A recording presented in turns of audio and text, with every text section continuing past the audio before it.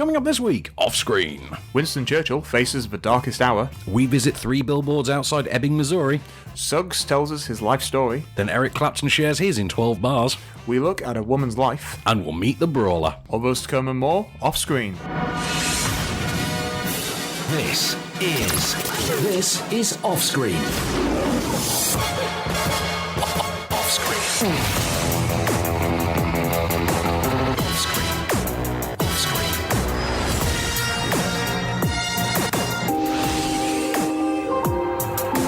With the latest film news and reviews, this is Off-Screen, the on-screen radio show. Ooh, welcome to Off-Screen. I'm Van Connor. And I am Case Allen. Welcome to 2018, Mr. Allen, the darkest year of our adventures. So... Not the darkest hour. Not the darkest hour. We're getting to that next. How was your Christmas? How was your New Year's? I did see you a couple of times, obviously. It was fine. I was gifted some Justice League socks. Really? Yeah. Excellent.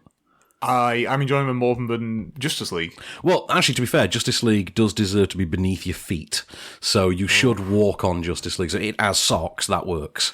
I'm enjoying mixing, like, superheroes with superheroes. So I can have Batman v Superman if I wish. Well, you could also have Flash versus Wonder Woman. There's no Wonder Woman there. No, because these are socks for men, and apparently... Hashtag girls wear socks too. Yeah. Hashtag feminism. There. I would have preferred to have, like, Wonder Woman socks as opposed to having, like, some cyborg socks, but what are you going to do? What? I know. What a world. What a world. We get Cyborg on socks, but not Wonder Woman. That is insane. Yeah. Oh, before we begin the year, effectively, I'm going to take some time out, and I'm going to gift you something that I so rarely get to do, which is You Were Right. You can feel free to say I told you so, because on New Year's Day this year, I sat and watched The Disaster Artist finally. Oh, yeah. And, yeah, so... Did you like it? Yes, Mr. Allen, yes, I did. Good. I liked it very much. I very badly want to watch it a second time. I thought it was tremendous. James Franco is instantly brilliant in it. And even Dave Franco, I thought was terrific. I would like the even there to be stricken from the record because I think that he's good anyway. Yeah, Dave Franco is terrific. Do you know what I really like? I really like Josh Hutcherson. You told me, yeah, watch it, like, yeah. Because if you watch The Room, the guy playing Denny, he is Denny. He's the same guy. It's really funny. I really like Seth Rogen in it as well. Yeah, Seth Rogen and Paul Shear are brilliant in it. If I would be honest with you, had I seen it before we compiled the top 10 of the year, when you, of course, convinced me to just allow you to have it in the top 10, based entirely on your recommendation, had I seen it beforehand instead, I probably still would have agreed to have it in the top 10 of the year. I thought it was terrific. That's good. So Vindication. You win this one. You were right all along. This is me eating crow. There you go. It's done. We're done. We're moving past it. We're good. So, first film news of 2018, Mr. Allen. What have you got for me? Let's go. Oprah's president. Oprah's president? It happened. Fantastic. Yeah. It's about time. I know. We just slept until 2020 and now she's president. I mean, it's ridiculous to imagine that someone could become president just for being on telly. I mean, imagine how ludicrous that notion would be. Yeah, because now we've got someone that, like, owns a TV network. Yeah, yeah, imagine that. Yeah. Or, using the presidency to bolster an attempt at... I'm not even going to go there. I've not read the book yet, so apparently that is in there. No. Yeah. Enough Trump jokes. Enough. Oprah was given the Lifetime Achievement Award at the Golden Globes for Cecil B. DeMille. The Cecil B. DeMille, yeah. That's the one, yeah. And not without its time, I suppose. Yeah, she's done absolutely. Decades of amazing work. Yeah, because she's not known primarily as being a film actress or just an actress in general, but she has done a lot of amazing film work as well as being on TV. I used to watch Oprah in the late 80s on daytime TV. Oprah's amazing. I'm a big fan. Most of my knowledge of Michael Bolton comes from having watched Oprah in the late 80s and early 90s. And now he's got something of a career resurgence factor. Hasn't he? Yes. Being a major cinephile. But, yes, he is a major cinephile with a big sexy hook. But not just that. Three Billboards won Best Drama. We'll be reviewing that, of course, in a bit. Lady Bird won Best Comedy/Musical. Which you've seen and I haven't. I really like. I'm looking forward to it. Yeah. And then Gary Oldman won. Saoirse Ronan won. I'm trying to do all these off the top of my head. Frances McDormand won. Alison Janney won. Sam Rockwell won. Other good people won as well. So two people won for Three Billboards. So that's... Well, Three Billboards won 4 altogether. Ah, okay. Am I right in thinking the BAFTA nominations are out now as well, aren't they? Yes, but we'll do those later on in the show. That's fantastic. Should we say those for the podcast extras? So you can actually explain to me, because I've not had the chance, I've been off I the can grid. explain to you what a BAFTA is. If you could, yeah. I mean, I think it's just a bath, but for like really chavvy people. Like a BAFTA. Yeah. One of my uni lecturers was a BAFTA winner. Had really? 2 Welsh BAFTAs. Yeah. I think Alan's name is on the wall in BAFTA somewhere. But in fact, Alan's always telling me that there is a name misspelled on the wall in BAFTA, and he challenges me to find it. And I'm not doing that. Alan is a man who will give you a book he wrote that contains 7,000 films, and one of them is made up. And he challenges you to find it. I've literally got this book. I want that book. It's called Frank on Film, and I'll loan you my copy. I cannot find this fake film. There are 7,000 in there. I can't find it. Sounds like a good afternoon. Let's do a Buffy montage where, we're all wearing cardigans in a library, montage, pouring over books. Let's do that. In the meanwhile, shall we do our first review of the year? Yes. So, let's plug the podcast and the competitions first. We've got loads. So, podcast edition, Acast, iTunes, go on there, pick your podcast platform of preference, and get more after the credits, including get this year's first Moment of Cage. And it's a doozy, by the way. It's from one that hasn't even opened yet. So, really? I think we watched the trailer together over Christmas. For Mom and Dad? From Mom and Dad. Yeah. Competitions. We've got DVD copies of Rough Night to give away. We've got copies of 7852 to give away. The Hitchcock Psycho shower scene. We reviewed that together, didn't we? Una on Blu-ray to give away with Rooney Mara and Ben Mendelsohn. And I'm very happy about this one as well, Wind River on Blu-ray to give away, which I'm a huge fan of, as you know. So get along to onscreenfilm.com, go in the competition section, and, enter your details, win some swag, usual fun. In the meanwhile, The Darkest Hour, of which I'm sure you've heard something. There have been murmurs. It's had decent advertising. Gary Oldman just won a Golden Globe. There is that. He won some Globes. So this is actually the exact same story that we were told last year in Churchill, the Brian Cox version of this. Was that... Am I right in thinking it was Miranda Richardson played his wife in that? And it's Kristen Scott Thomas plays the wife here. And I can't remember the name of Churchill's wife, I confess. But of course... Churchill's wife. Yes. Clementine. Clementine, thank you. Yes, there we are. Knowledge. There you go. So this, like Churchill, takes place in the space of a couple of days leading up to Dunkirk. Leading up to Operation Dynamo, isn't it, Dunkirk?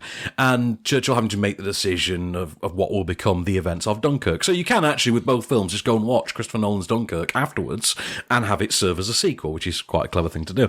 Gary Oldman is Churchill here. He is bolstered by very heavy prosthetic effects, and the idea, of course, being, like it was in Churchill, he has to stand his ground and assert that we don't need to surrender to the Germans, we can win the war, and we will also, by the way, get all these boys home from the beaches in Dunkirk. Here's the clip. There's nothing heroic in going down fighting if it can be avoided. Nothing inglorious in trying to shorten a war that we are clearly losing. Losing? Europe is still... Europe is lost. And before our forces are wiped out completely, now is the time to negotiate in order to obtain the best conditions possible. Hitler will not insist on outrageous terms. He will know his own weaknesses. He will be reasonable. When will the lesson be learned? When will the lesson be learned? How many more dictators must be wooed, appeased, good God, given him mixed privileges, before we learn? You cannot reason with a tiger when your head is in its mouth. I feel like the entire script was concocted around that line of dialogue. Because it's a good line. It's a really good line. Yeah. And the problem is, though, I mean, Gary Oldman delivers this entire film in pretty much that tone. That kind of, I'm fighting back the drool, but I've got the big heavy effects on my cheeks kind of a thing. There are moments in it that do strain the credibility of it. There's a sequence quite late on that takes place on a tube train, for instance, in a tube car, that you just think, well, there's not a chance in hell this ever actually happened, and it feels really forced and done for the purposes of kind of stringing out as much melodrama as you can. It noticeably feels cartoonier than Churchill did. I do think the performance is about on par with what Brian Cox offered. That film obviously didn't quite have the pedigree of this one, which is mainly Joe Wright. And Joe Wright, you kind of expect good things in a wartime scenario from because, well, atonement. We know. I mean, he did a sequence in Dunkirk, didn't he, in Atonement? That single shot. Yeah. Was it what we call the sort of Goodfellas sequence on the beaches of Dunkirk?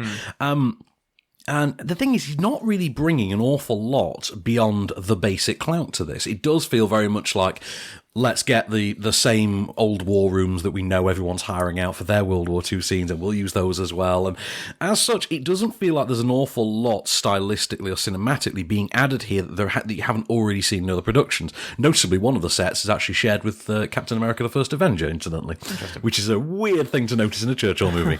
Gary Oldman, though, it all hinges on him, and I have issues with certain elements of the cartoonishness of the performance, but I think a lot of that is down to the makeup effects. And I kind of feel like I would rather have seen Gary Oldman do an actual physical transformation, or just put some weight on and do it, even if he wasn't the same heft as Churchill himself.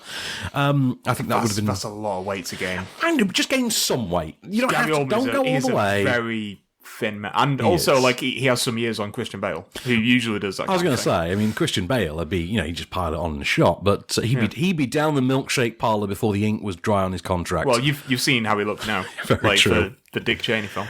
Lily James is kind of underused in a supporting role as the sort of the token female assistant that Churchill always has in these movies, who we found out that Ella Purnell played in Churchill. Kristen Scott Thomas, basically the same role that Miranda Richardson had in Churchill. You go away from it all and you do kind of think, yes, it's enjoyable, but a lot of it, because of having already seen the exact same story less than it was like 6 months ago, something like that, it does feel kind of repetitive. And I know that's not the film's fault. I know that, you can't plan release dates as regards to other films. That's fine. But the problem is that you can effectively skip this, go and pick up a copy of Churchill from Sainsbury's when you're doing the shopping later, and you can literally watch the same film. And it only comes down to whether or not you prefer Brian Cox or Gary Oldman in this role. And given the award wins and everything, I think we can safely assume that the powers that be do prefer Gary Oldman. So, do you think Gary Oldman is great in it? I think he's good. I don't think he's great. All right. If I'm honest, I'm going down there. But I'd say with Brian Cox, I liked Brian Cox. I didn't think it was mind-blowing or anything. And I do find it interesting that in both cases... Just a lot of people have been Churchill. Yeah, that's really true. It's the Henry VIII of politics, isn't it? You have to play, like playing Henry VIII or John playing Lithgow Macbeth. has been him, Timothy Spall has been him. Exactly. When did Timothy Spall do it? I can't remember that one now. King's Speech, thank you. That's the other thing as well. There's certain creative decisions in this film that you kind of think, why have you done that? Ben Mendelsohn turns up as the king, for instance, who James Purefoy played in Churchill, and of course Colin Firth famously played in The King's Speech. And Jared Harris plays in The Crown. Thank you. I was going to ask, I've not watched The Crown yet. You should, it's good. Well, Ben Mendelsohn plays it here, and what Joe Wright has chosen to do here is to set his king in a seemingly abandoned palace that has no staff or family members in it. You only ever see this king alone in a very, very large room. It's a very weird creative decision. Can't figure out why they do it, but never mind. I liked it. I didn't think it was mind-blowing, though. And I think after Pan, I think Joe Wright needed mind-blowing. And this just felt a little bit... At least it's a step up from Pan. It's a step up from Pan, but then again, what isn't? And, I'll be honest, I did kind of think it needed some Hugh Jackman singing Nirvana, but you can't have it all. With the latest film news and reviews, this is Offscreen, the on-screen radio show. And we're back, Mr. Allen. So, where are we going to go next? What are we going to do now? We have this all written down and we just don't check it. We've top five. Do you want to do the top five? I do want to do the top five. Then let's do the top five. Number 5. Pitch Perfect 3. Apparently, it's not good. It's not good at all. No, it's not funny. It's not clever. It's not wise. It's not even the soundtrack's not particularly any good, and that's something of an a cappella movie.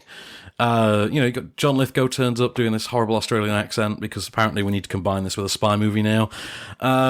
It feels really past its time. It feels like it's gotten nasty rather than witty like it used to be. And you just come away from thinking that was just a void of time. There was barely a film. It was a void of time. I'm always on record as saying you could basically review the Alvin and the Chipmunks movies by simply buying the soundtrack and sparing yourself 90 minutes. You could do that here as well. In fact, you'd enjoy the film more if you did. I take it there's a tweet. At Bernard0511 says, amazing finish. I hate myself for saying that. You died on the inside.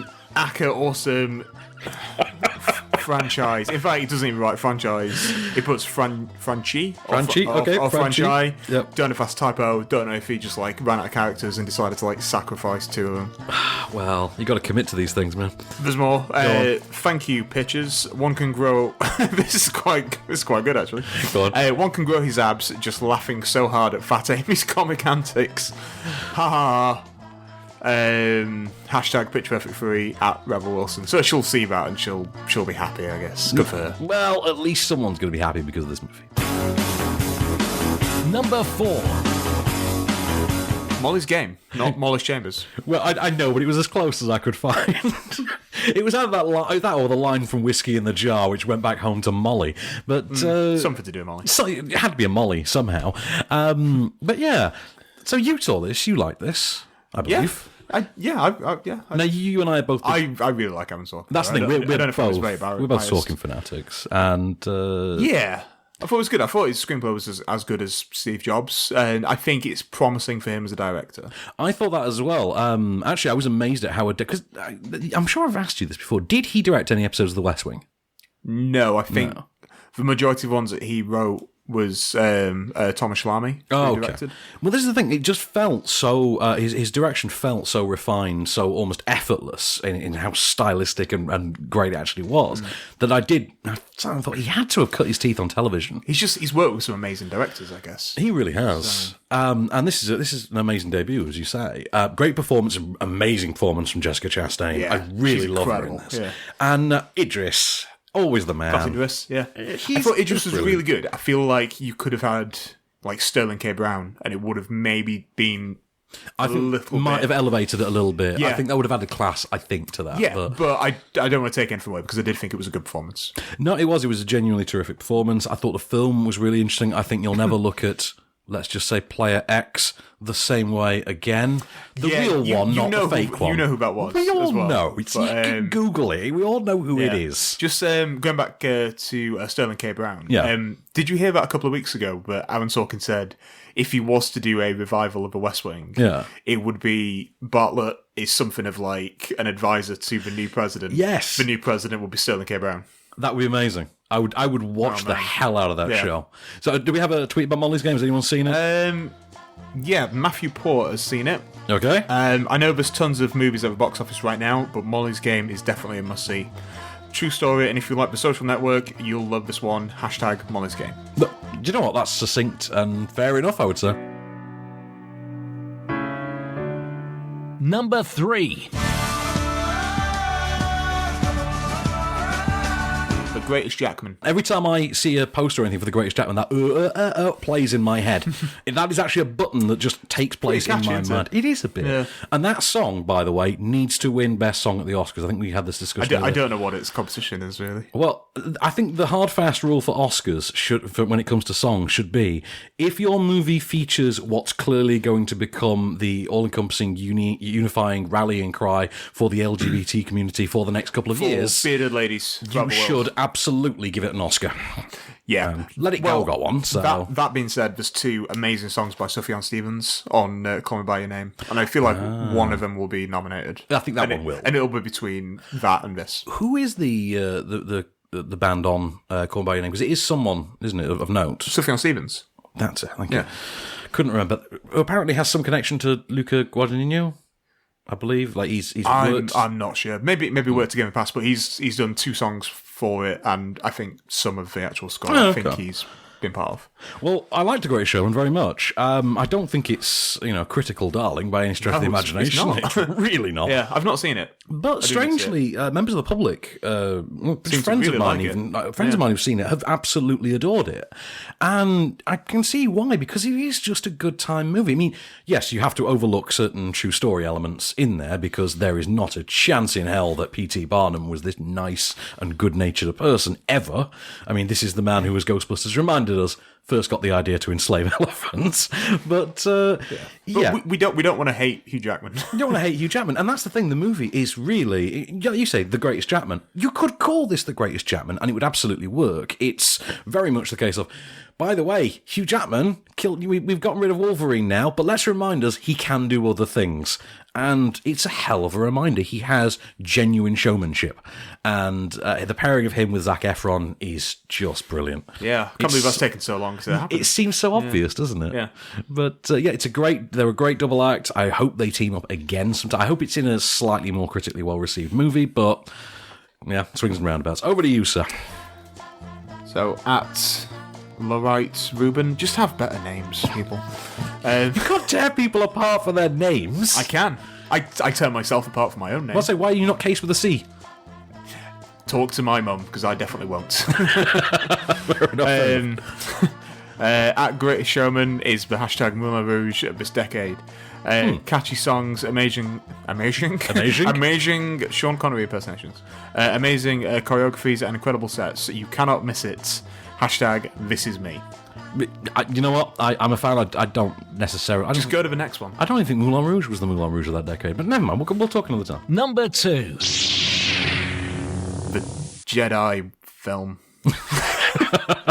So, Star Wars The Last Jedi, which has made all the money in the world, which is amazing because all the money in the world didn't even get to number 5. It stayed at number 6. Oh, the irony. Yeah, imagine that. Yeah. It cost all the money in the world for reshoots. 1.2 billion now or something. Yeah, it's now crossed the billion threshold. I love, by the way, Star Wars has now paid for itself in Disney's eyes. Oh, yeah, it's gone past 4 billion. Because the 4 billion they paid for Star Wars, they've now gotten back. That's amazing. It took them, 3 films? Good work. That's good work. Good effort. Yeah. 3 films and you made back 4 billion.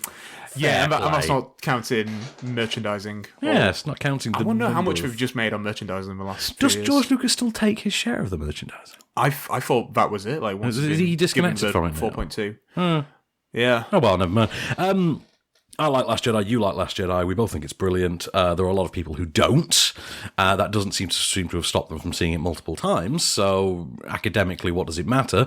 But yeah. Academically, what does all of this matter? It's very true, isn't it?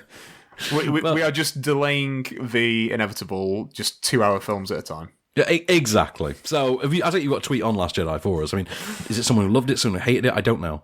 Yes, at Johnny Hoey. Okay. Yeah. The Last Jedi has enriched my viewing of the original trilogy. Oh, okay, good. I didn't expect that, but it absolutely does. Let's start that again. The sequel trilogy has been a blessing so far. 1 chapter to go. Hashtag Star Wars. Do you know what? That's an upbeat and positive analysis. Hashtag be quiet, everyone else. Number 1. Tumanji, Welcome to the Jungle is a song by Guns N' Roses. Which they presumably bought and then thought we've got to use. Yeah, I think it's a little bit like using the Immigrant Song in Ragnarok. Like, we've paid all this money, we are using it 3 times. Admit it, though, when you actually saw Thor Ragnarok for the first time and the song actually played, you whooped inside. I did more than that. Oh my god! Yeah, I did things that almost got me kicked out of the cinema screen. And you, having worked at the cinema, should know better, sir. I, who have seen that in a cinema screen, should have known better. By the way, speaking of people in cinemas, can I just issue a request to Women of the World? Women of the World, if you're sat in a screening room, as I was last night, please do not sit there exaggeratingly playing with your long hair, because it's very distracting. Men can have long hair too. Men too, to be fair, but generally... Hashtag menimism. Hashtag men can have... I'm just putting it out there. When it happens to me, it's only ever women in cinemas. Oh, right. Yeah. And, that's because you've complained about it once, and now everyone... They follow me around. Yeah. But it was only like 30-second burst about 4 times through the movie, so I couldn't really flip my lid. So, annoyingly. I know. Ugh. When it was during the movie Shame, I kicked off. Just so you know. You're getting in the way of Michael Fassbender's giant penis. Go away. Yes. Nothing can defeat the penis. Anyway, going back to Jumanji, I loved it. I think you had a good time I had with it. a lot of fun. Jack Black. It's made loads of money. It really has. Yeah, and this is really impressive, but it came out on the 20th of December, and it is now the #1 film. After, Star Wars has dropped off. I know. It's gone. And it's gone up, everywhere in the world. It's the #1 film in America. It's Sony's biggest hit in years, isn't it? Yeah, it's crossed $500 million. Since a Spider-Man film. I think that isn't a Spider-Man film, I think. I believe so, yeah. And I think it was only 90 million or something like that. Only 90 million, but... In context, so that's pretty cheap. Exactly, for what it is and who we've got in it as well. I know. Is there anything DJ can't do? There's got to be a sequel to it now. I think they'd be idiots not to explore the idea now. I don't know where you go, but I'd be interested to see where. Maybe it becomes a board game again. I don't know. I feel like maybe you can't evolve it even more because that kind of defeats the object. But I don't know. Maybe it turns itself into a game of Twister, but Jumanji-fied. Be some kind of a play on VR, you would imagine. Oh, VR would be good. Yeah. But, like the entire world of Jumanji becomes our world kind of thing. That would be good. But I don't know how you do that on that budget. I have no idea. I loved it, though. I mean, I'm looking forward to seeing it again. I would like to see it again, actually. Is there a tweet on the matter? Anyone there is indeed. Love or hate? We never can tell. Do they love? Do they hate? I know. Ooh, the excitement. Brady Chan says, watched Jumanji today. Man, it was a good movie. Oh, okay. Would recommend it if you want a good laugh. So that and Requiem for a Dream, those are your two feel-good films that I think you should watch. That's absolutely fair. So before we do Eric Clapton, you want to give a quick piece of film news? Something? I do. Go on. I'll take anything at this point, Alan. Anything. Netflix have confirmed a Bright sequel is in the works. Oh, good God. I've only watched about 20 minutes of Bright. I've seen the whole thing. I didn't hate it. Did you not hate it? No. It's a bit problematic in areas. Well, it's definitely got its issues. I think Joel Edgerton's really funny in it. I'll finish watching it then. I think Will Smith is now at a point in his career where he's just like, I've passed on so many things that have ended up being great. I'll just say yes to anything. Yeah, remember when you passed on The Matrix, Will? Yeah. Remember when you passed on Django Unchained, Will? Yeah. There's some weird choices for like the man who was once the biggest star on the planet, but that's it. And like, at least he's taking a chance, and they have really good chemistry together. Do you think Will Smith looks at Dwayne Johnson with just seething hatred in his eyes? I should be Black Adam, damn it. I'm actually black. Yeah. That's exactly how that should work. I mean, to be fair, I like him as Deadshot, and he's one of the three things that work for me in Suicide Squad. Were the end credits the second thing? No. Was the Warner Brothers logo at the very, very end, signalling the end of the movie the third thing? Could you just move all your money from Marvel out of the way? Because it's blocking my view of it. The stack of critic bribery cash it keeps getting in the way. What do we do with all this money? The other two things were Margot Robbie and Viola Davis. That's absolutely fair. Yeah. I'll give you that. And then the rest of it, trash fire. Absolutely. Floating in the sky that they've got to like beat for some reason. That's badly lit. Yeah. There's blue. But no, I think a Bright sequel would be good. I think what we just need more of like the mythology. I have heard that criticism leveled against it. Start in the first film, and yeah. So over to something that you might be more interested in actually than I was. Eric Clapton, A Life in 12 Bars. I'm not particularly in the know on Eric Clapton. I'm sure this is a complete shock to you that I'm not particularly a fan of. Yeah, this is blowing your mind, I can tell. So this really is a biographical documentary about the life of Eric Clapton, pretty much from then to not really now, but 10 years ago, say. And notably, it leaves out any mention of Sheryl Crow. But, still. So that's it. It's A Life in 12 Bars. It shows you his rise as a blues guitarist, how he joined Cream, and his iconic career, basically. Solo stuff, B.B. King, all that jazz. All that jazz. Literally all that jazz. We have a clip. There was really no break from it. It was like a constant musical party. Everybody came over to visit. There was always a lot of cocaine, a lot of Mandrax, which is kind of like a Quaalude, LSD, mescaline, and a lot of pot, a lot of hash. I knew something was wrong with Eric. He just wasn't himself. He was very distracted all the time. And then when I saw Patty, I saw him kind of perk up a little bit.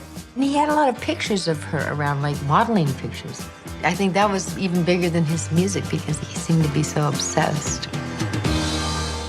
Man, he loved drugs. He did. He loved the drugs. He loved them. Loved the drugs, and he loved Patty, apparently. And Patty was George Harrison's wife. And this is quite a big point in the documentary. They go into that relationship in something of a really strange detail. Yeah. And George Harrison does not come off looking that good, to be really honest. No, they were very, very, very good friends. Yeah, he never seemed to smile either. No. But there's a very frank discussion of what he thought of the Beatles, by the way, that will amuse the hell out of you. Yeah. But I don't know an awful lot about Eric Clapton beyond sort of the basic cliff notes, certain songs, for instance. And you look. I know you're mystified, but as soon as we played the clip, you were dancing around the room, and this is obviously more for you than me. I don't think it's a bad film at all. In fact, I thought it was quite interesting. I think the problem inherent to this is, and this is not specific of just this film, there's a lot of films, specifically of musicians, that are like this, and it's where there's not an awful lot to hang a narrative hat on beyond went from A to B to C. And what they've done here is they've structured this film kind of like a song, and the chorus they keep going back to is the story of his mother. There's a story that his mother was actually his sister and his mother had abandoned him. And they go back to this story and the feelings that brought up in him, and it circles back there quite often in the way that the song will, for instance, spool back to being the chorus. The film ends on something of a downbeat note with the story of his son, for instance, and it's dealt with quite frankly, and because he's quite a vocal component of this film, he provides a very refreshing take, very honest and very raw take on everything that goes on. I believe he's doing a Q&A in a couple of days. It's going to be broadcast live into cinemas. I can see that's that. on the 12th of January off the top of my head. I feel that's... To be honest, I think, like yourself, being a fan, I think you would get an awful lot out of it. It's weird. I wouldn't necessarily call myself a fan, but because I've been around guitars for so long and I've played guitar for so long, and he's kind of royalty though to you, I mean, even if you're not a fan, I think. Yeah, I mean, everyone learns Layla. That's very true. Very and true. One of the first songs everyone learns is Sunshine of Your Love. Again, very true, yes. So even if you're not a fan, you will have probably attempted one of those. They are most iconic, some of the most iconic works. A friend of mine was actually named after Layla, would you believe? Really? But no, I definitely recommend it to you. I think The you should Bad check Love it is out. My favourite Eric Clapton song. Really? Yeah. There were a surprising Such a number good of... riff in it. I can't name any off the top of my head, but there were a surprising number of songs in this documentary that I didn't realise were Eric Clapton songs. Yeah, he's one of those artists. Yeah, he's like, oh my God, that was him? Okay. Do you know what's funny? We're going to be talking about a film about Suggs from Madness. I went to go see Madness with my wife a couple of years ago. We got free tickets. And my wife was like, oh, yeah, I can go to that. It's free. I only know about 2 or 3 songs. I was going to say, did she think about House of Fun band? Yeah, she was like, I know Baggy Trousers, I know House of Fun. And then she knew like most of the set. They are a band like that as well, where there's a lot... She knew like 12 songs. I get that with Squeeze. Like, there's a lot of Squeeze songs that I didn't realise. I love Squeeze. Oh, that's them. Yeah. Take Me, I'm Yours is one of my favourite songs ever. I don't know what my favourite was Too Many Love. Pulling Muscles from Michelle is amazing. Ooh, that's good. Tempted is good. Okay, we're going way off topic, and We can now talk about music, but let's be a music podcast instead. Right, so let's come back and do some shotgun reviews. With the latest film news and reviews. This is Offscreen, the on-screen radio show. I really want to watch RoboCop again now. So, actually, I caught a bit of RoboCop 3 the other night on Sky Cinema. Oh, poor you. Oh, it's terrible. It is so bad, isn't it? Oh, it sucks. Yeah. Yes, and that's what happens when you let Frank Miller write a movie.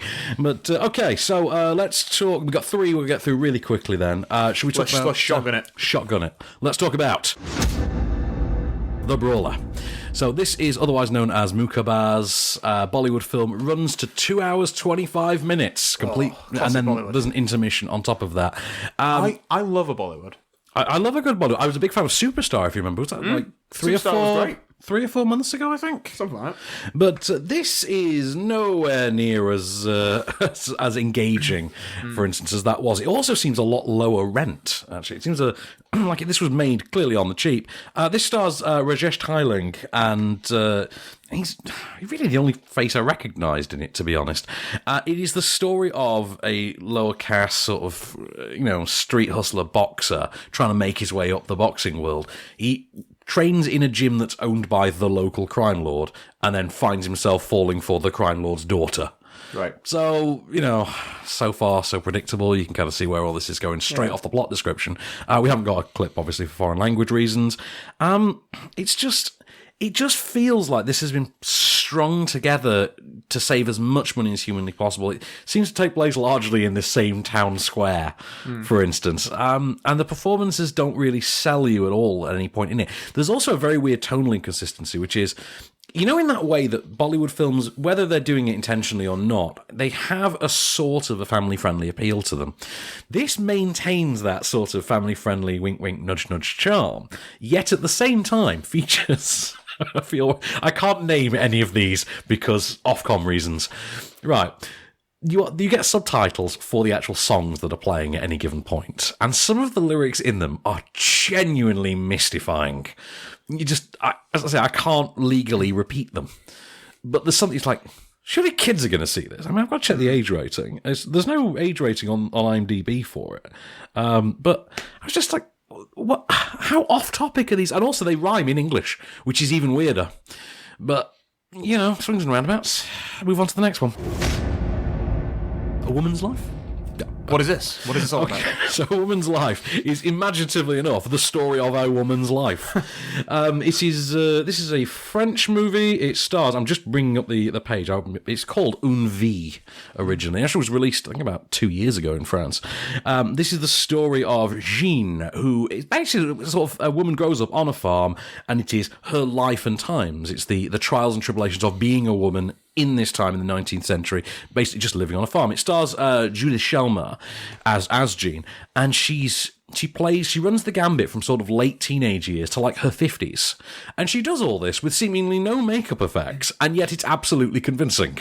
It's the most bizarre performance in that you absolutely believe it, despite there being no physical sort of component to it. No bolted on like makeup effects or anything like that. Written and directed by Stéphane Brisé.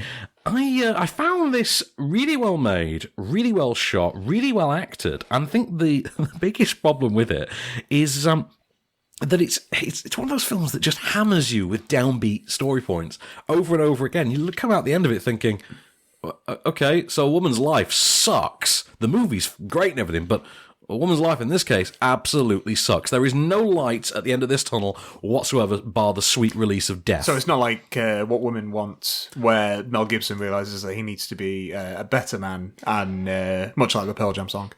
And just be nice to women. Because that's what happened in real life, wasn't it? That's exactly what happened to Mel Gibson in real life. And he called her Sugar Face, I believe. Yeah, he's very fond of female law enforcement officers, obviously. Yeah, but, no, I thought it's a really well constructed film, and definitely an amazing performance from Julie Shelmer.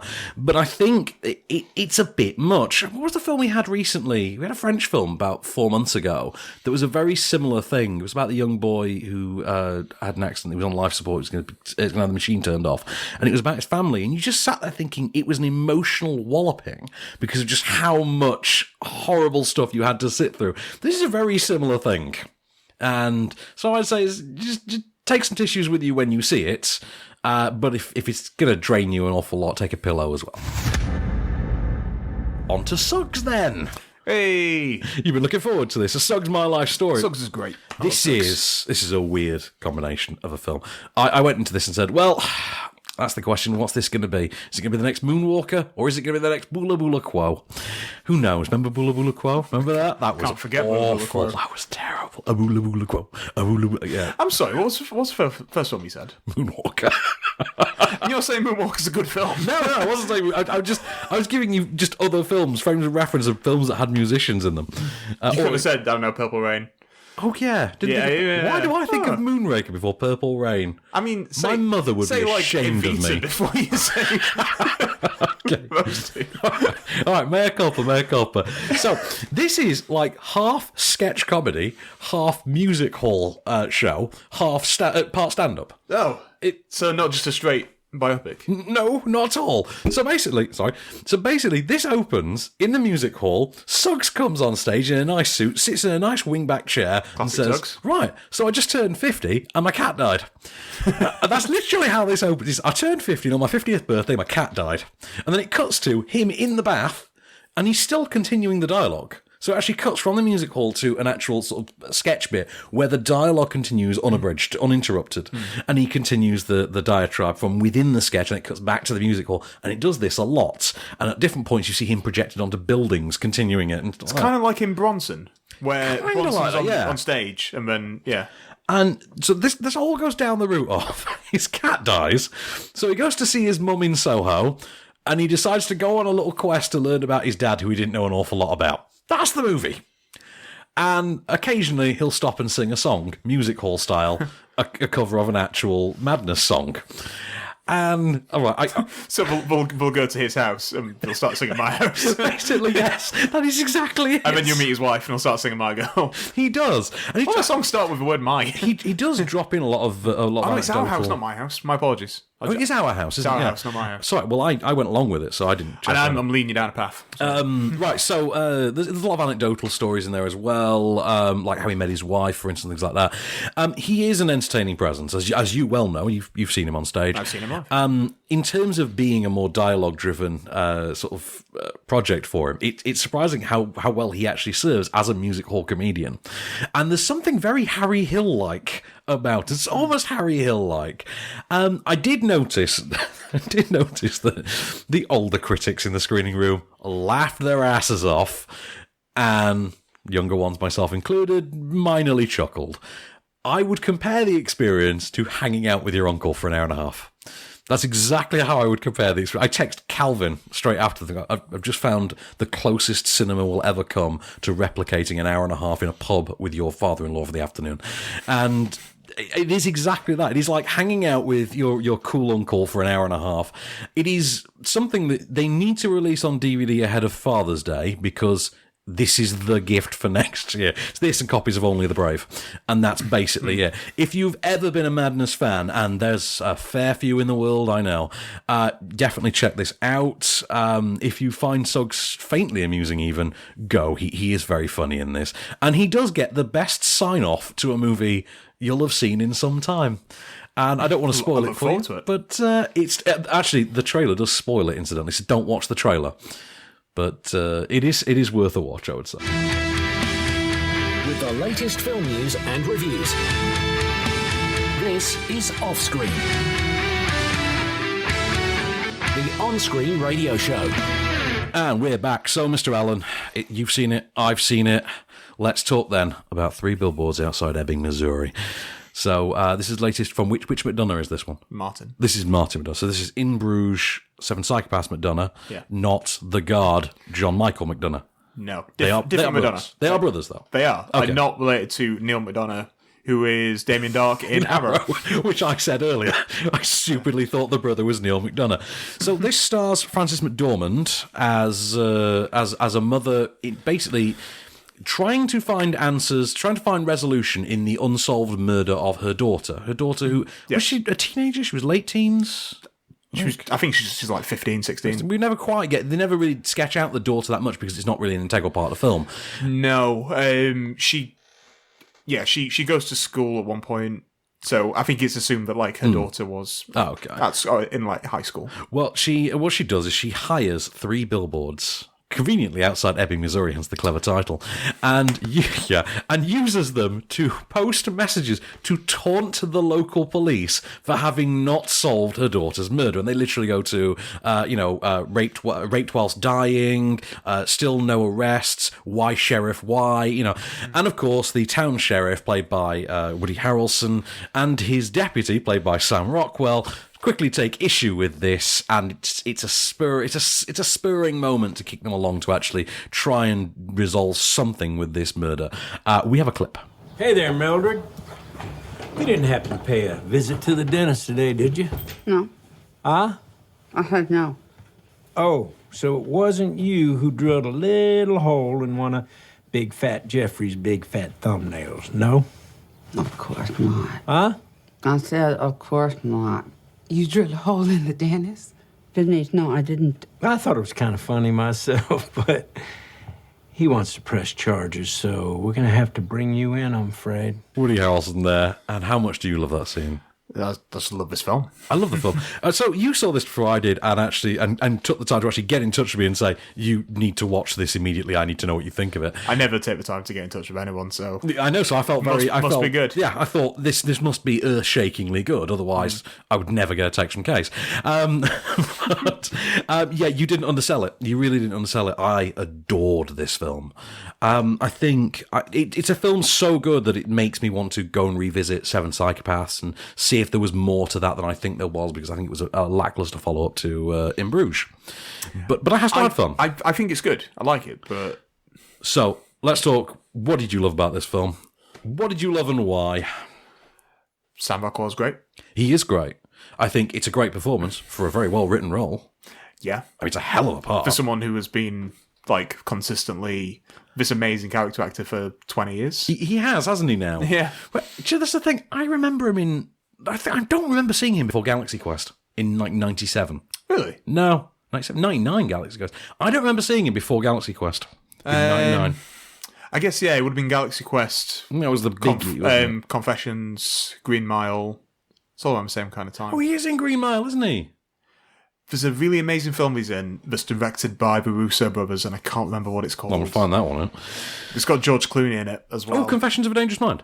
No. Oh, no, okay. The Russos directed it. It's Welcome to Something. Oh, Welcome to Collinwood. Yeah. Yes. Yeah. Another one. Yeah, that's like 2005, I want to say. It's great, you know. I don't know. Yeah. But great cast here on the whole. Frances McDormand is amazing in the lead. Yeah, I think she's probably the front runner now. She's got to be. But anyway, if there is someone more deserving of an Oscar than her in this film, we've not seen Shape of Water yet. We haven't, but you certainly it's going to be an amazing performance if it overtakes Frances McDormand. So Woody Harrelson, I thought, got to do something quite different actually here. Yeah. It played to all the strengths of Woody Harrelson, but also a lot more depth, a darker depth as well than I would have expected. Caleb Landry Jones. Yeah, he's really good in a small part. Good little part, yeah. Kerry Condon as well, actually, I was quite amused to see in there. Yeah, John Hawkes is good, pops up. Right. I always love John Hawkes. Here's the thing, right? I love John Hawkes. Do you not think... He should have been a burlier guy. No. Do you not think Sam Rockwell and John Hawkes could have switched roles and it would have been exactly as good? Yeah, in a strange way. Like you think, actually, I would have still loved that film as much. I wouldn't have preferred it. I wouldn't have preferred it, but I think I think I would have been. Yeah. And of course, I'm going to single out one thing because this is I love the film, so everything about this film works. There is one thing that really hammers this film home for me, and that's Samara Weaving. Remember Samara Weaving from The Babysitter on Netflix? She turns up in this film as John Hawkes' 19-year-old girlfriend. She has what is basically one line of dialogue. And it's great. It's an amazing line, and she delivers it so well.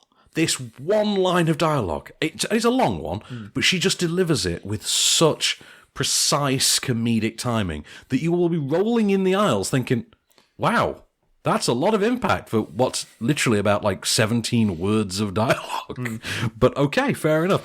Lucas Hedges is really good. Yeah. He's following this up with Lady Bird, isn't he? Yes. Right, okay. And was in Manchester by the Sea last year. So he's just having a great time. Did he get any awards recognition for Manchester? Yeah, he was nominated for supporting. I thought so. Yeah. Rightly so, because I thought he was great. I have minor complaints about the film. I think Peter Dinklage is a little underused. I would have liked to have seen him integrated into the story earlier so that he seemed more integral to the ensemble. Yeah, but I think he gets two pretty key scenes with Mildred. He does get two key scenes, but he does only seem to have 4 scenes. And for 2 of them, he doesn't seem to be particularly integral. Yeah. There's a thing in the film about how the cops are too busy torturing black people to solve the murder. That's literally what she says in there. And it's noticeable that the film doesn't feature any people of colour at all. Besides one noticeable member of... two noticeable members of cast. There it is. Because, besides 3. Besides 3, who's the third? Yeah, Mildred's friend that she works with. No, that was my first friend one. that she works with. Mildred's friend. Yep, the guy sheriff. who puts the banner. Oh, and the sheriff. Okay, but what I mean is the town has no citizens that the police would be accosting. It's only people of colour represented in the film are integral members of the ensemble who presumably are not who the police have been tormenting. Yeah, it's interesting. It's a weird little thing. You just think, could I just put a couple of just like background extras in, and it would have kind of countered that point. Again, I don't think it's needed. Like, you could take from that whatever you want. You could take, like, there's not many people of colour in the film because there were, and they've either been arrested or in jail, are dead, or have just moved because we don't want to be kind of proving her point. Then, exactly. That's fair. That proved her point.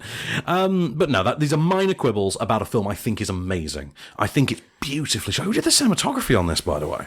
I'm not sure. I know that Carter Burwell did the score. And it's a good score. Yeah, he did 7 Psychopaths as well for her. It's Ben Davies, who of all things, is the cinematographer from Guardians of the Galaxy.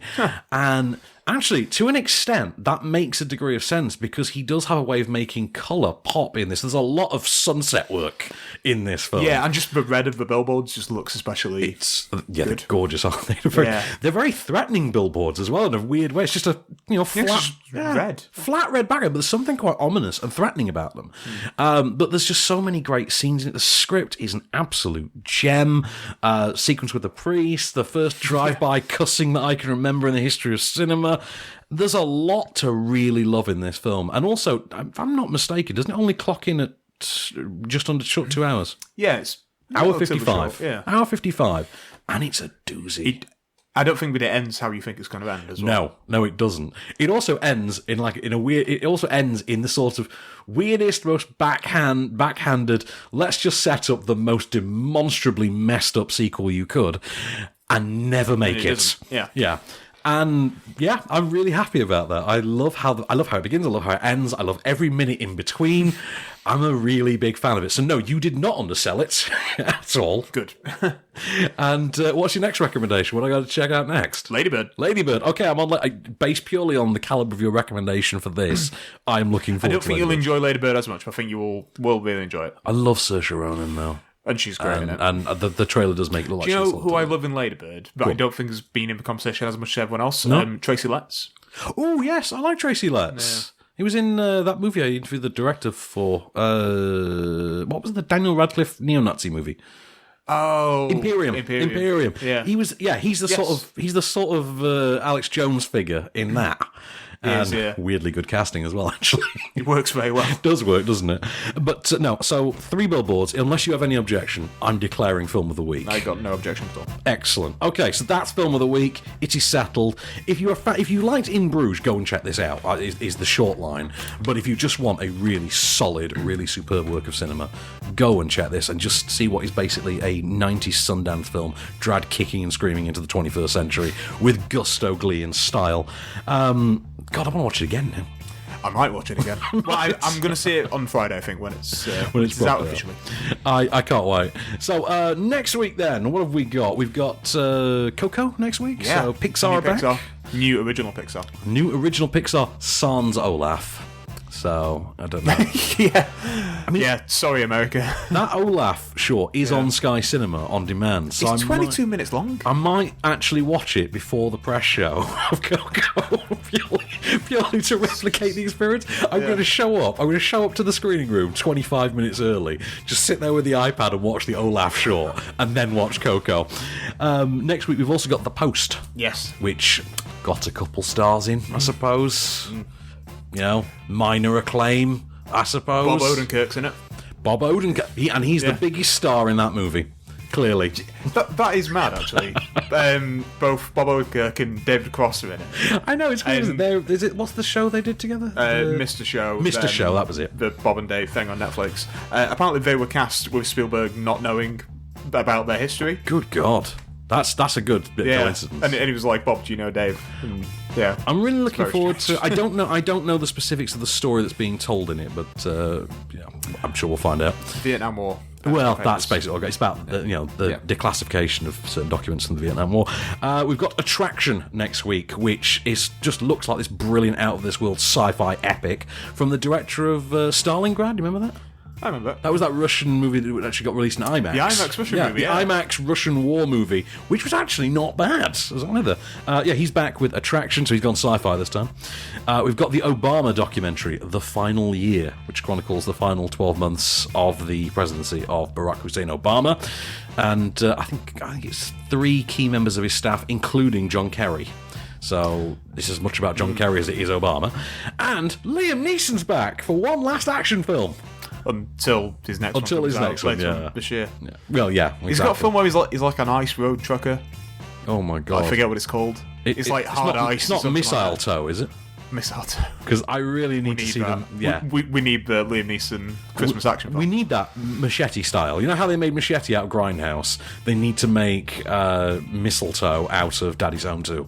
Yeah. Starring Liam Neeson. But yes, The Commuter is out next week, so Liam Neeson's going in transit. We shall see. He's going to weaponise trains. Weaponise trains. Is that the one? Is this? Do you know, I've not seen the trailer for The Commuter, so I don't remember which Liam Neeson action project this is. This really just looks like non-stop on a train. Fair enough. I'm sold. But we've got all those to come and more next week off screen. Don't forget to check onscreenfilm.com for competitions, win some swag. In the meanwhile, this has been a Kenny Store production for On Screen. I've been Van Connor. I've been Winston Churchill, the dog. And we'll be back. Just show me the way to get out of here, and I'll be on my way. You've been listening to Offscreen. For more news and reviews, visit onscreenfilm.com.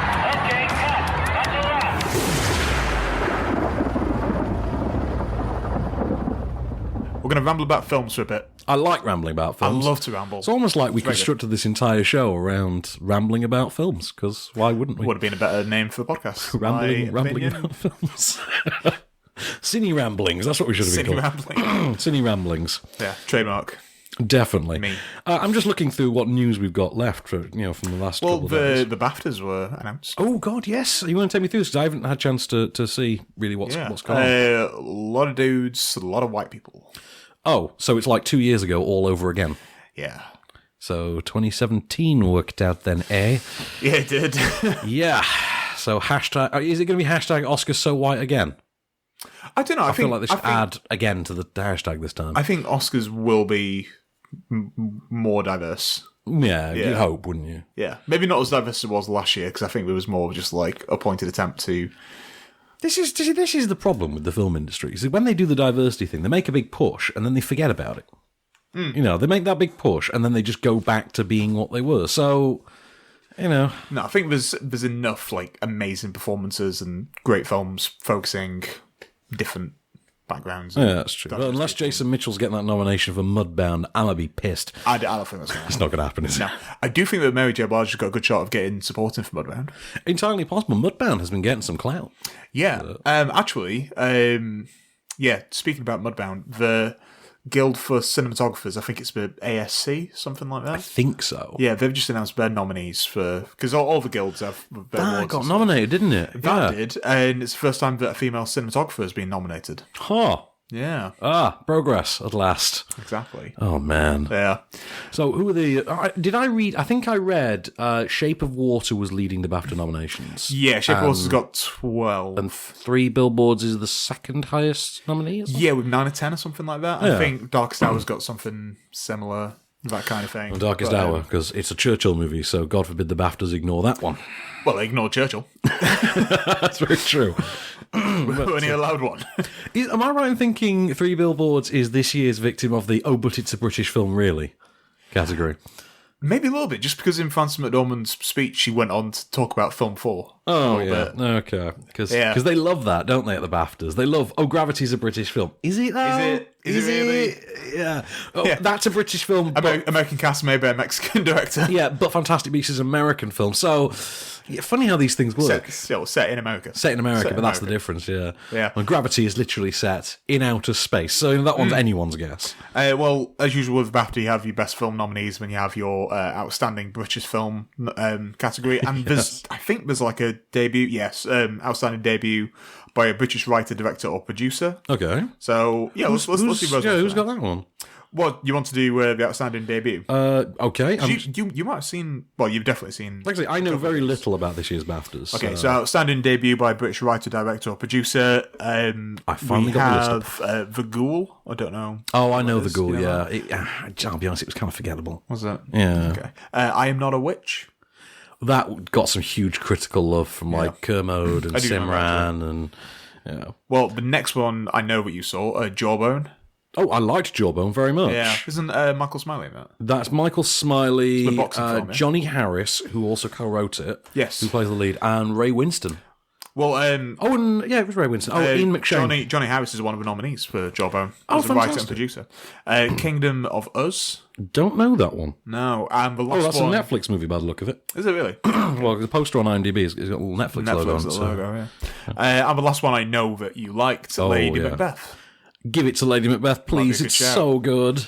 Okay, so outstanding British film, Darkest Hour, which obviously we just spoke about. Okay. Death of Stalin. Oh, please, come on. Come on, give me this one.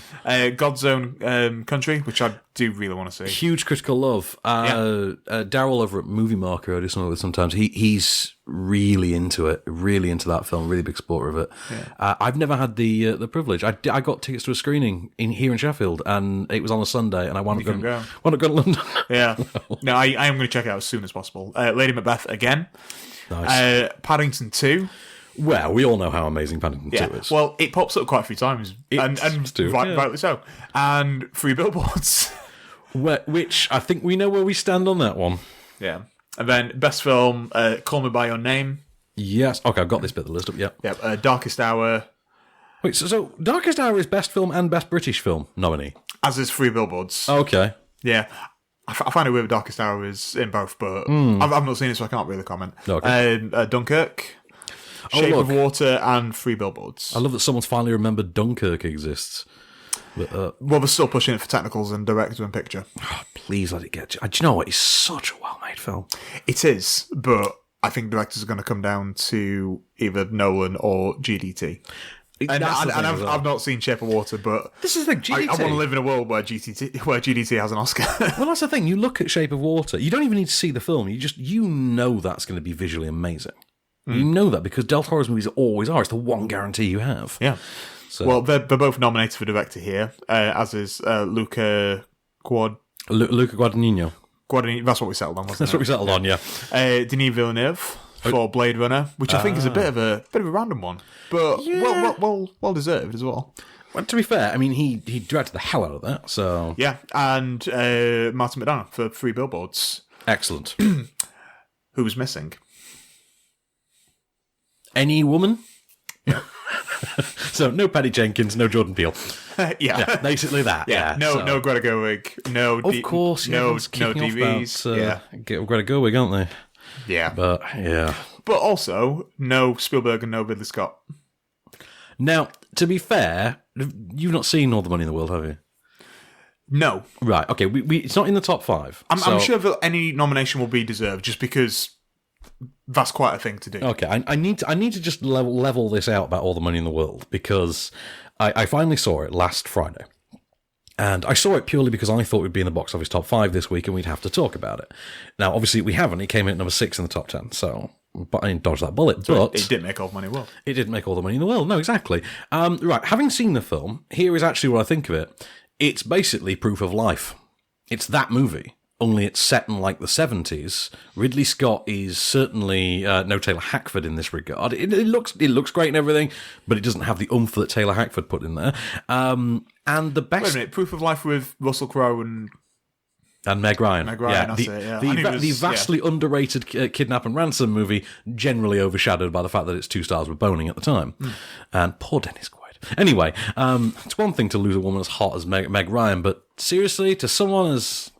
let's just say, not quite up to your par as Russell Crowe was at that point. But... I don't know, Russell Crowe was a good-looking dude back in the day. Now he's... I meant in terms of talent. But, yeah. Anyway, wait, are you saying Dennis Quaid is more... Not now. Right. He was then. Well, back then he was a better actor. Back then he was a more talented guy. I'm just saying... Interesting point. Okay.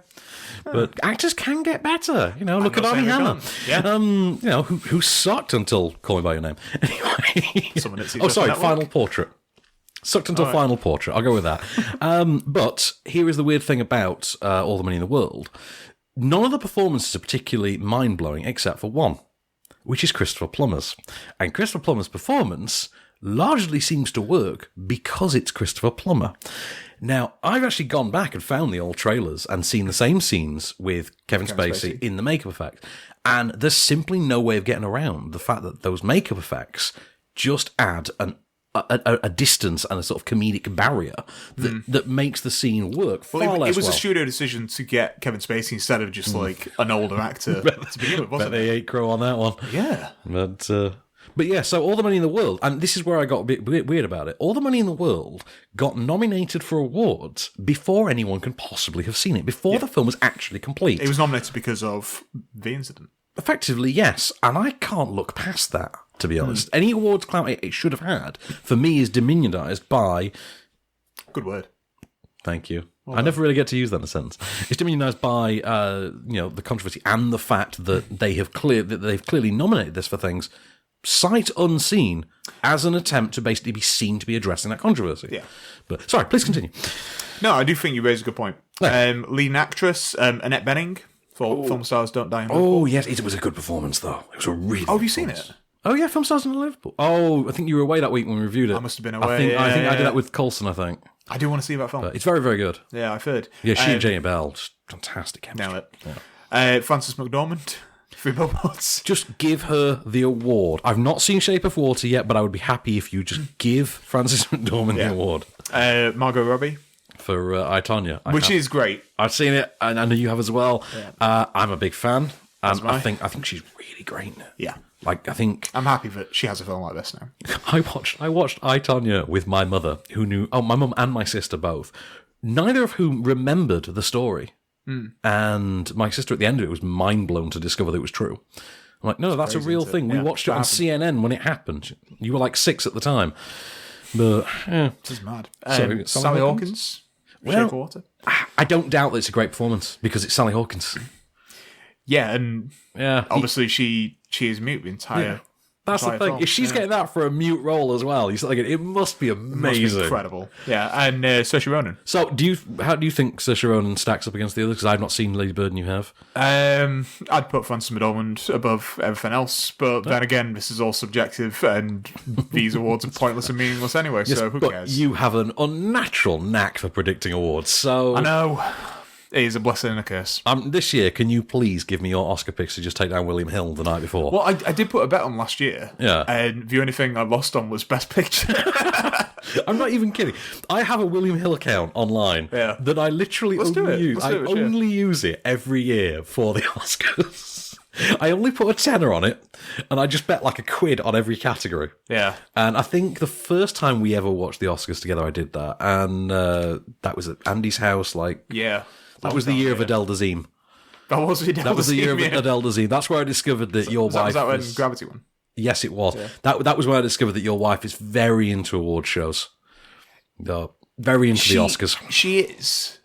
Wasn't that a year that Pharrell performed She's Happy? very... Yeah, it is. She's very good at just...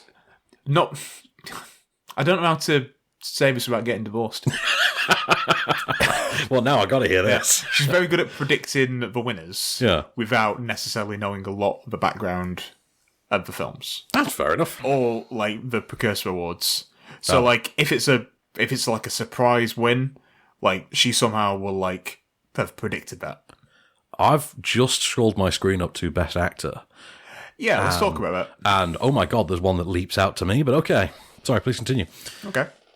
No, I'm done. Oh, let's right. No, go. I was just looking at the Best Leading Actor, and Daniel Day-Lewis for Phantom Thread, kind of an obvious one. Yeah. Because I'm not seen that film, but I'm sure he's astounding in it. Because when does he phone it in?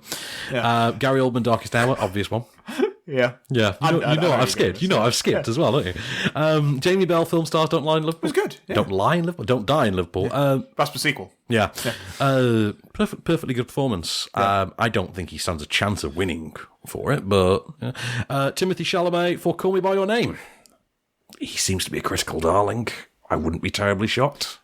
Yeah, it's a great performance. It's a great performance. Yeah. But of course, my boy Daniel Kaluuya's in there. Yeah. And which is good for them. I mean, he's not going to win. Not a chance in hell he's winning, but, you know. Well, I think he's nominated for Best Lead at the SAG Awards as well. So chances are he could be getting nominated at the Oscars. I think he's really good in it. Here's the thing. I think that he's going to come down for like that 5th position. I think it's going to come down between him and James Franco, which is what a world. I know. It's really weird, isn't it? T. Leaf and Franco. Yeah. But like there's certain people that are locks at this point. Like Gary Oldman's a lock. Timothée Chalamet's a lock. Yeah. I would say that Daniel Day-Lewis is a lock. Especially because it's the last time. Exactly. So it does feel like it has something of the Scorsese getting off The Departed kind of a feel. A little bit, yeah. Yeah. What else? Well, no, I feel like Gary Oldman is that. You think? Yeah. Because Gary Oldman's never won an Oscar. Oh, he hasn't, has he? Yeah. In fact, someone tweeted that last week. Gary Oldman's never won an Oscar. Just consider that for a second. Yeah. Yeah. And he's been nominated once for Tinker Tailors Orange Pie. Oh, yeah. Yeah. But then there's Tom Hanks as well. Oh, of course. There's a lot of just like outliers that could be there. So I was looking at Best Supporting Actor, and of course Christopher Plummer is on there for All the Money in the World. I love this. Yeah. Yeah. My personal favourite here is that Hugh Grant was nominated for Paddington 2. Yes. And that's amazing, and that's a world I absolutely want to live in which Hugh Grant won a BAFTA for. Willem Dafoe for The Florida Project. Yeah. Just purely for it not being a horror movie, despite Willem Dafoe running a motel. That's award with it. And then you've got both male supporting cast members for Three Billboards. Yeah. So you've got Sam Rockwell and Woody Harrelson. If you had to pick one of those two, Sam Rockwell. you think Sam Rockwell? Sam Rockwell. Like, he gets the flashier role, I think. He does get the flashier role, and that's why I wonder would they give it to Woody to be less obvious, or I don't know. I'm finding supporting actor really hard to call because it looked like Willem Dafoe was like... That actually looks like the toughest category. Doesn't it? I thought Willem Dafoe looked like he was getting all the Precursor Awards and it was just like his. Did you hear a quote from Christopher Plummer about how he prepared for the role in All the Money in the World? Was it just be my age? No, he literally said, I just packed a suitcase and boarded a flight. That's how he said he prepared for the role. He is a pro. He really is. Yeah. But also, if you ever read his autobiography, also has some horrible thoughts on the world. Really? Oh, yeah, particularly on women. But I don't want to do that because I don't want to change my opinion of him. Just, if you ever want a horror read, then, yeah. Supporting actress, Alison Janney. Well, we know who you want to win. It's Janie. Gotta be, surely. I said to you earlier, I don't know whether I want Laurie Metcalf or Alison Janney to win. That's true. But you do want to live in a world in which Alison Janney won. I want to live in a world where everyone from West Wing has an Oscar. That's very true. Like, consider this. Martin Sheen has never been nominated for an Oscar. That's very true, actually, isn't it? Yeah. Huh. I loved him in Wall Street. Anyway. Yeah, I'm always going to say that. So, Kristen Scott Thomas for Darkest Hour. Nope, not happening. Not happening. No. These are very BAFTA nominations, aren't they? Yeah. This is like requisite nomination. Great performances, but people like Jamie Bell and Chris, but like BAFTA staples, aren't they? Like Kristen Scott Thomas is in there purely because it's a Churchill movie. And you're thinking, well, it's best supporting actress. I was going to say, where's Jessica Chastain? But she'd be in best actress. She's denied that as well, isn't she? She is. Yeah. Okay. Laurie Metcalf. Yeah, it's great. Laurie Metcalf. Do you know? Am I crazy in thinking she was the killer in Scream 2? Am I being crazy there thinking that? No, I'll look at it. No, maybe. I need to go back and rewatch. Do you remember the killer in Scream 2 is Billy Loomis's mother from the first one, who her mum drove away. She poses as a journalist. And at the end she's unveiled as the killer. And I'm looking it up. I've got Laurie Metcalf. You can carry on. God, I've actually got it up here. Hang on. Yeah. Am I right? Yeah, you're right. I'm right. Okay, that was a good guess. Okay.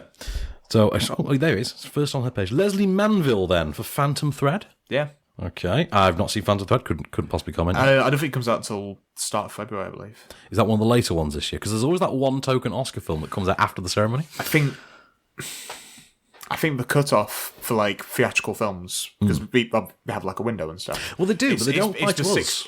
No, it's for no, they do. Oh, do they know? Yeah, it's the 16th of February. Oh, of course, we're talking BAFTAs, not Oscars. Yeah. I always mean there's that one film that one Oscar film that always comes out after the Oscars every year. Like, they have to have had, like, a theatrical release between certain dates. Yeah, there is something. I believe that I, Tonya comes out after that, but it's already had theatrical releases in London. That would explain an awful lot. And of course, final Best Supporting Actress nominee is Octavia Spencer. Which is amazing. Octavia Spencer, best known for her acclaimed performance as Pearl in the Bad Santa movies. Yeah, and win an Oscar with the help. But did she do that too? That's less important. Well, she has one of the best lines of any supporting actress ever, I think. Well, yeah. Where she gives her a pie. Yeah. Made of poop. Made of poop. And then she says, "Eat my poop," but she didn't say poop. Best screenplay this year is an interesting category. Is it Martin McDonough?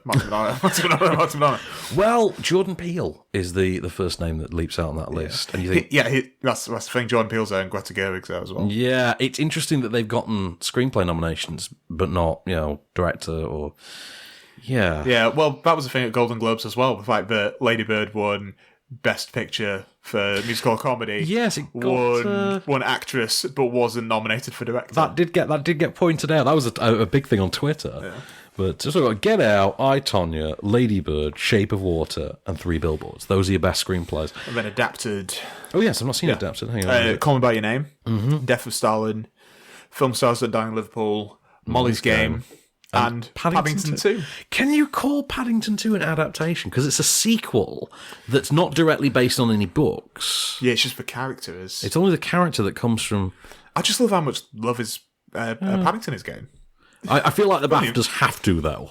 Yeah. I feel like the BAFTAs are sort of obligated to give Paddington some nominees. It's a great film, though. Best. Well, who do you think's winning that one then? Do you think? Best adapted screenplay? Yeah.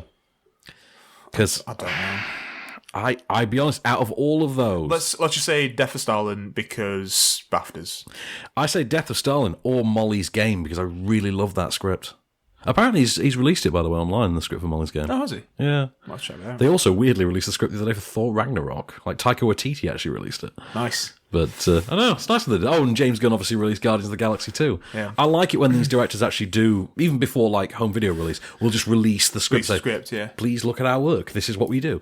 Yeah. I like that. That's pretty ace. I enjoyed Ragnarok so much more the second time around. I loved it that first time. But the second time, if memory serves, we're only 6 weeks away from the home release. So it's coming out quite quickly. It comes out after... So just after Black Panther? After Black Panther. It's the week after Black Panther's out. Incredible. Which I can't wait for, because I love me that Kendrick track. Yeah. Best cinematography. Best cinematographer? Cinematography. Deakins.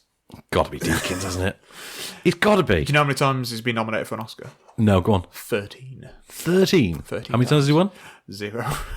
That's about right. So you got Blade Runner 2049, Roger Deakins, Darkest Hour, Bruno Delbonnel, Hoyt van Hoytema for Dunkirk, yes, Dan Lautzen for Shape of Water, and Ben Davis for Three Billboards.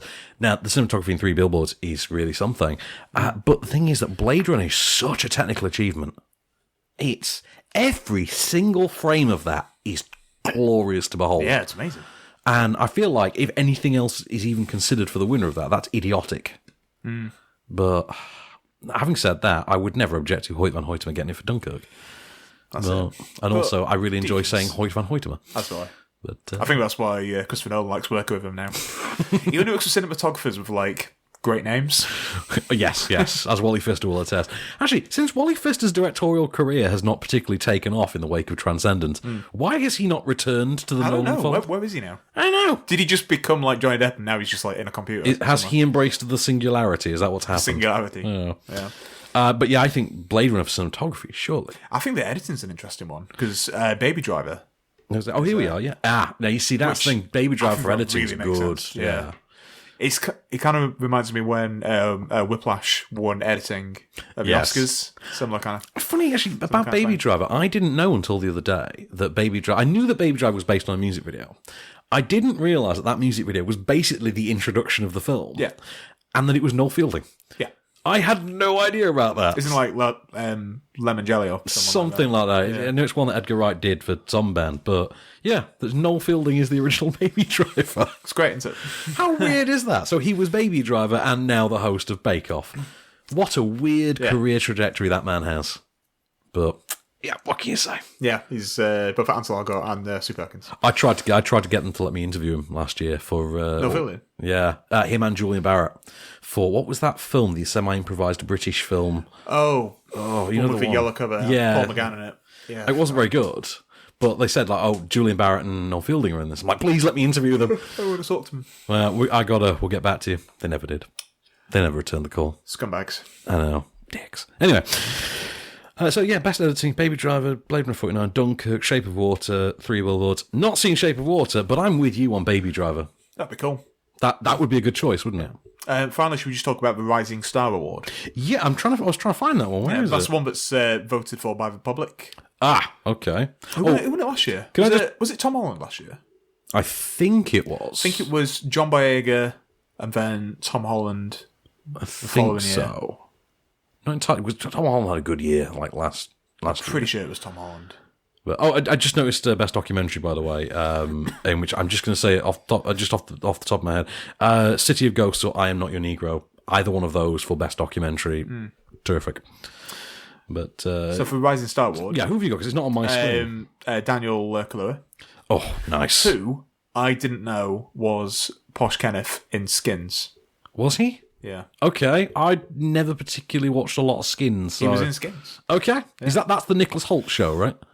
Yeah, or Dev Patel, sure, depending on who you prefer. Or the... or what's her face? From Kaya Scodelario. Yeah, that's the one. Yeah. But who else we got? Oh, Florence Pugh. All right, no. Call it all off. It's Florence Pugh. Is it? Or Florence Pugh. Or is it Tessa Thompson? Tessa Thompson's got, stuff she can be doing. Like, she's got, like, HBO stars to take down, she's got hosts to see. Yeah, exactly. Yeah. But no, Florence Pugh, that performance in Lady Macbeth is great. In fact, how is she not up for Best Actress? This is the BAFTAs, for God's sake. They're supposed to notice. Well, Lady Macbeth is up for other ones as well. Well, yeah. We've also got Josh O'Connor. Who is Josh O'Connor? He's one of the leads in God's Own Country. Ah, right, which I haven't seen. That's why I don't know. Okay. And Timothy Chalamet. Timothy Chalamet, who I just feel like is just going to be this artful. I feel like Parks, that character in Parks and Recreation, Aubrey Plaza's sort of gothy friend who stands in the corner. Oren. Yeah, Oren. Yeah. Every time I see a photo of Timothy Chalamet, he looks like he's doing that. Like he's just standing in the corner observing you. He's just got much better hair. Yeah, he's got a head of hair, hasn't he? Yeah, it's great. Like, that's I need you to be a superhero hair. It's like him and Steve from Stranger Things. Yeah. Oh, so you mean younger Ben Schwartz? Younger Ben Schwartz, yeah. John Malfio's son. Yeah, I'm always happy for Tessa Thompson to win any award. I love Tessa Thompson. I've been rewatching Westworld this week, and I forget how amazing she is in that, or how amazing Westworld was. God damn! Yeah, I rewatched it recently. Oh, so good. But it's Florence Pugh for me. Yeah, it is. I loved her in Lady. She was so good in Lady Macbeth. I do need to see it.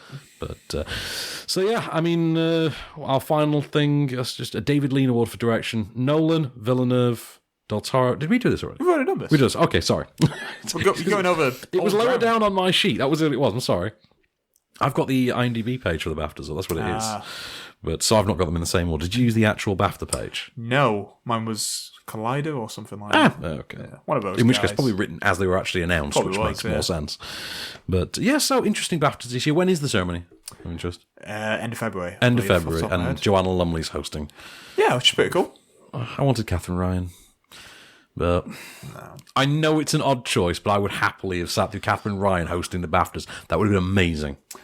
I'm fine with Joanna Lumley. I like Catherine Ryan, fine. But yeah, I know. You think you see Joanna Lumley as basically the character from Wolf of Wall Street, but, which is basically kind of how she should be seen now. I guess so. Yeah. But, you take care of everything at home, darling. I will take care of everything here.